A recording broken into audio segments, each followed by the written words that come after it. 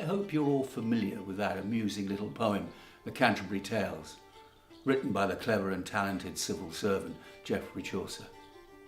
Geoffrey, I think it is safe to say, knows quite a bit about Hyde Abbey.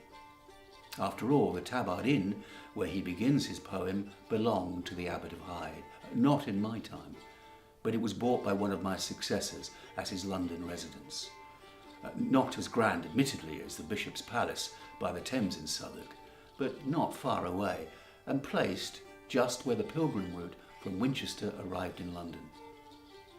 You may recall that Geoffrey describes in some detail one of the pilgrims, who happened to be a monk, as a manly man to be an abbot able. That's it. I know the type very well. He was a good man to horse, and as Geoffrey pointed out, keen on hunting with greyhounds. In fact, it was his favourite pastime, spared no expense enjoying it.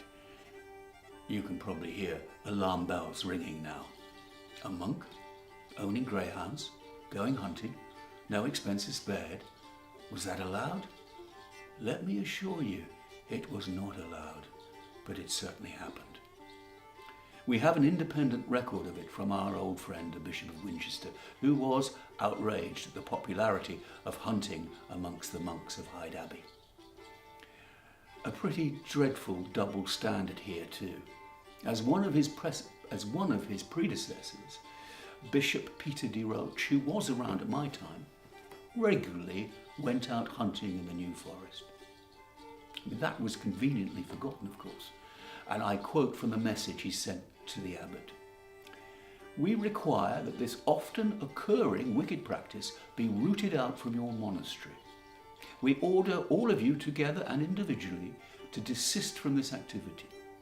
I strictly order that no monk from your abbey shall wilfully watch or even be present at noisy hunting parties, or keep for himself or for others, openly or secretly, hunting hounds within the monastery or outside its estate.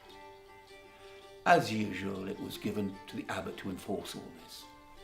The punishment for any offending monk was a reduction of his rations down to a servant's portion. Mind you, it was probably supplemented with what they caught out hunting.